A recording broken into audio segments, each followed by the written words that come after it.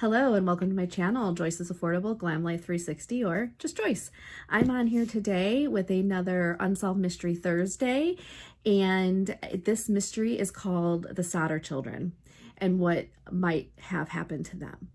So if you would like to know how I achieved this look, plus what this mystery is all about, then keep on watching. On Christmas Day, 1945, in the Appalachians, a fire broke out at the home of George and Jenny Sodder at around 1 a.m. 4 of the 10 children survived. 1 had been away fighting in the war. The other 5 children seemed to vanish from the house the night of the incident. There had been no trace of their remains turning up in the aftermath. Authorities ruled the cause as faulty wiring. Mysterious occurrences in the days and hours leading up to the disaster. There was also evidence of sabotage at the Sodder house that suggests something far more sinister than an accidental house fire. The mother, Jenny, was awakened 3 times. First time was at 12:30 a.m. She was woken up by a phone call. She could hear a man's voice as well as glasses clinking in the background. She also could hear a female voice laughing when she told them they had the wrong number. She went back to bed to be woken up a second time by a loud bang and a rolling noise on the roof. The third time and the final time to be woken up, she saw the house was engulfed in smoke. George, Jenny, and 4 of the Sodder children, toddler Sylvia, teenagers Marion and George Jr., as well as 23-year-old John, escaped. Marion ran to a neighbor's house to call the Fayetteville Fire Department because their phone was not working. Really quickly, I am going to let you know that I am wearing the Profusion. This is the Starlit palette, and I'm going a little glittery today. Marion, when she ran, she tried to get a hold of the fire department and she couldn't. So Marion was unable to get a hold of the fire department when she went over to the neighbor's house to use their phone. So another neighbor went into town to look for the fire chief, F.J. Morris. George ran around while this was happening to the side to grab his ladder where it usually was put. He wanted to get up into the attic to rescue the other children. The ladder wasn't in its usual position though, and it usually, like I said, would be resting against the side of the house. They would find the ladder later on thrown in a ditch. George tried to start one of his trucks to drive to the side of the house, but that one would not start. And then he tried to start his other truck, but that one would not start either. So both trucks worked fine the previous day. The fire brigade was understaffed due to both the time of the year and most firefighters were serving overseas in the war. The fire chief, who was the only man working that night, could not drive the truck. He had to ring for another firefighter. It doesn't say why he couldn't drive the truck, so I don't know if he just didn't have the ability to or what have you. Sodder family members were forced to stand around for almost an hour watching their house burn to the ground with 5 of their family members trapped inside. In the light of day, the fire marshals sifted through the ashes. They were unable to find any trace of the 5 children, no bodies and no bones. It was as though they had completely disappeared. The fire chief, F.J. Morris, speculated that the fire was so hot that it cremated the children's bodies. And if this theory was true, the fire would have needed to reach 1400 to 1800 degrees Fahrenheit and last for 2 hours. House fires generally only reached 1100 degrees, and the Sodder house was demolished in 45 minutes. 5 death certificates were produced for the missing children, but George and Jenny believe their children could still be alive. George Sodder was born Giorgio Sodder in 1895, on an Italian island called Sardinia. He immigrated to the United States when he was 13 years old.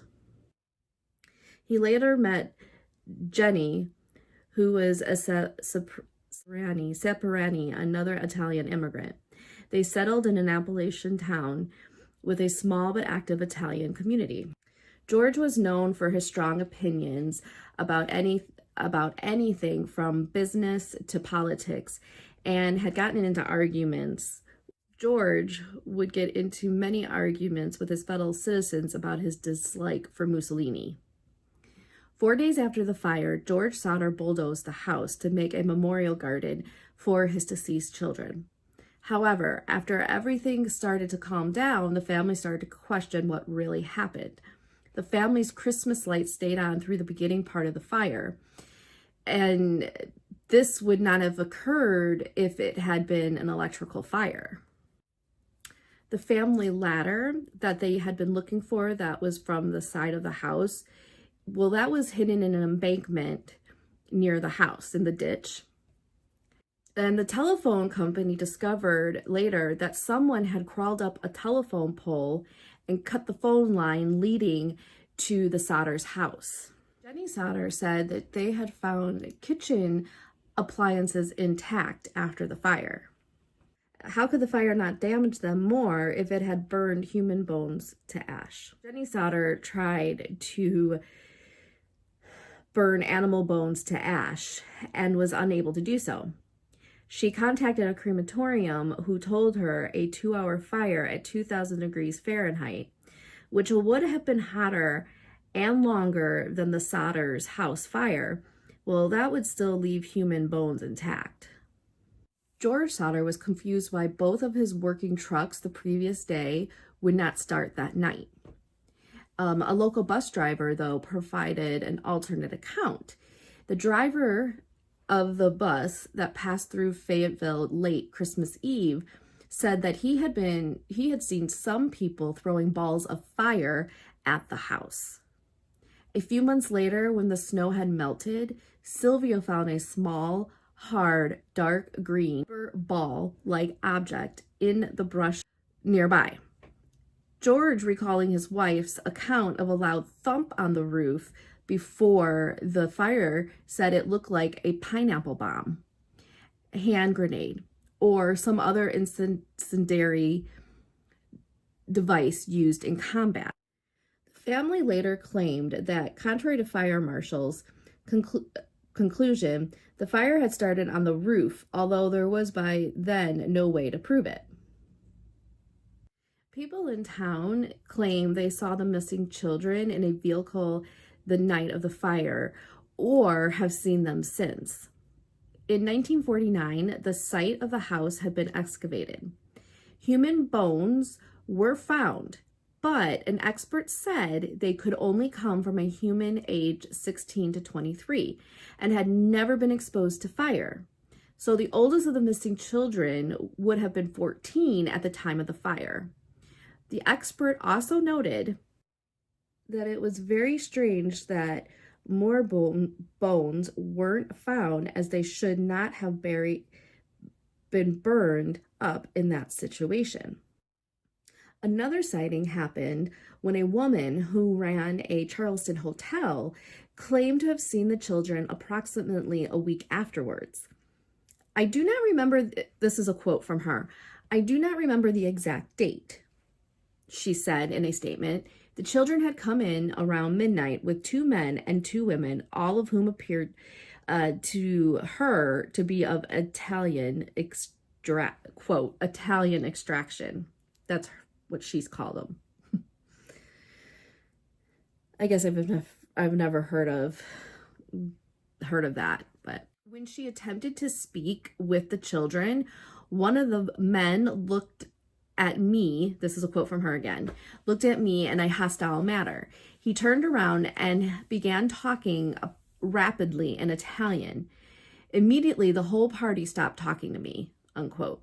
In 1967, Jenny Sodder received a photo in the mail of a man resembling one of her missing children, Louis Sodder.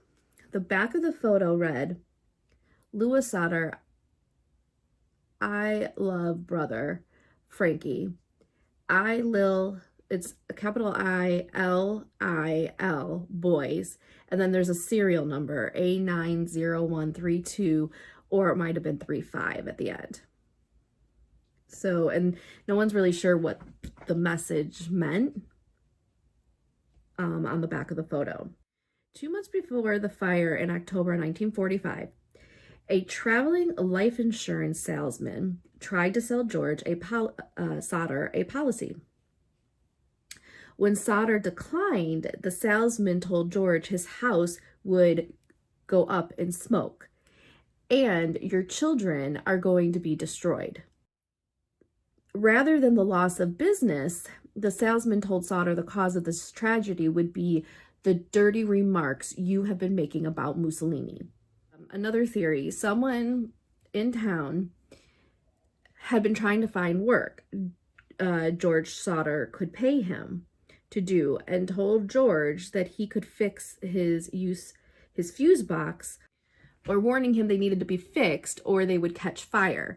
Now, George did not give this man any permission to go to the fuse box and look in it. He just went on his own and did that. George opted not to hire him, as he had recently had the house rewired and cleared by the electric company. So the month of the fire, which would have been December 1945, some of the Sodder children noticed 2 people in a car that would watch them on their way home from school. The family, along with some other town residents, believe the Sicilian mafia may have taken the children and started the fire in an attempt to extort money from the Sodders. Although no one reached out to them to ask money. The remaining Sodder children believe that the local mafia attempted to recruit George into the circle, but failed to convince him. In retaliation for his refusal, the man in the mafia entered the Sodders' home and kidnapped the children, and in the process of running away, set the house on fire. Many of the Sodders believe that the other children lived their lives, but did not contact their family for fear of endangering them. Another theory is that one of Jenny's brothers had kidnapped the children and took them to Florida. But the police thoroughly investigated this and found nothing but dead ends. I think when you are missing your children and you want to believe that they survived something so tragic and so awful, you start to believe that maybe a family member, which they say though, sometimes family members, they say, isn't that what it is? Or someone you know that kidnaps or does something awful like that. I don't know. But I think that that's where that came from, was just, you're grasping at straws trying to figure out what happened to your children, and you don't want to believe that what happened to them in the fire. So, I think that that's where some of these theories came from, and why some of the family members believe that maybe the brother of Jenny could have done this. There are those who believe the children were kidnapped before the fire started, outside of the house while they were completing their chores. But they say that the kids, the only thing with that is, I don't know if I believe that, because they said the kids, it was later and they asked to stay up late to play with their new Christmas toys. So I don't know if that theory is totally plausible. And then later on, a man was discovered stealing from the Sodders' garage as the fire was unfolding. And he also apparently allegedly stole the family's ladder to try and cut their power lines. But he cut the phone line instead, or by mistake. So that's where that came in, with the phone line not working. Oddly, this man was never considered a serious suspect for arson. He paid a fine for his actions, and that was the end of it. nothing further. They didn't look into his story any further. And then there's another rumor or strange story that John Sodder, the eldest son, who was 23 years old, told the police that that morning he had shaken his now missing siblings awake before running from his attic bedroom. So really quickly, for my cheeks, for the blush, I'm using my 10 color blush palette by BH Cosmetics, and I am going to go in to this color here. His parents eventually came to believe that he lied about doing so out of guilt for not saving his siblings from the fire. Over the years, John, the one survivor of that night who just wanted his family, he just wanted his family to let go and move along. Some question if that's survivor's guilt. A few bones and internal organs were supposedly found by investigators. So the family was never told of this, even though years later, Jenny's brother would claim to have witnessed them himself. After a brief search, the authorities told the Sodders that it was Christmas and they would come back to investigate more thoroughly at a later date. When they did not return, this is when George bulldozed several feet of dirt for the memorial garden.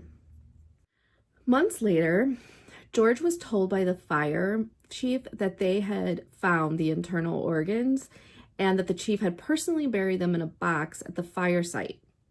George and a private investigator went to the site with the chief, who dug up a box which contained a liver. They took it to a coroner who told them it was a relatively fresh beef liver. So this begs the question, was this a cover-up for the shoddy police work? In one last ditch attempt to strum up leads, the Sodders put up a billboard at the fire site 6 years after the fire that featured a picture of each of their missing children and an account of the incident, along with a $5,000 reward for the recovery of any or all of the children.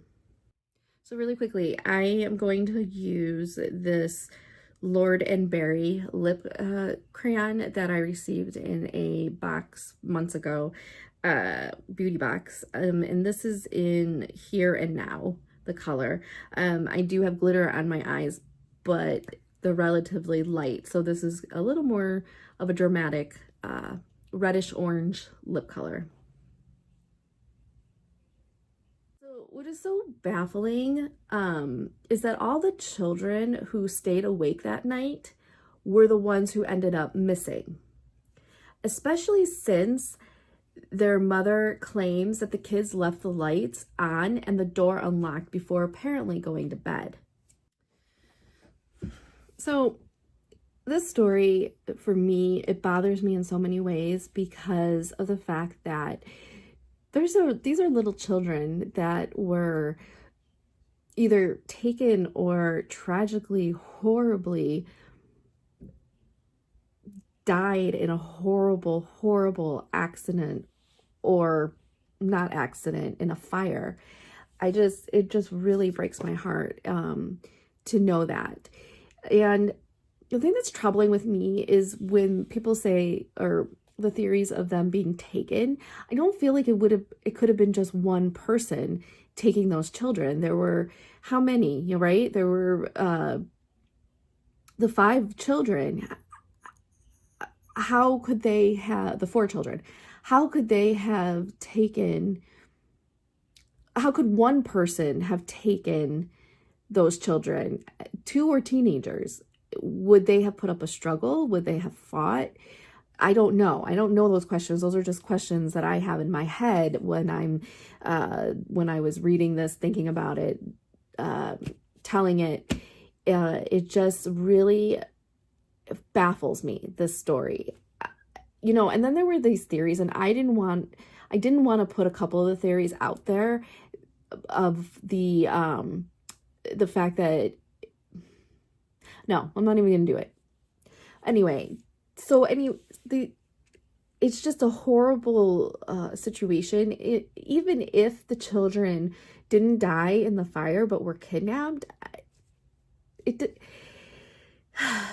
it just really is so sad, this story. I'm not one, I do a lot of the mysteries of buildings and ancient things and burglaries, robberies, so forth. I don't really do a lot of these, more not gory, but more murder, children, sad situations, just because it really bothers me. Like, this really, really bothers me what happened to these children.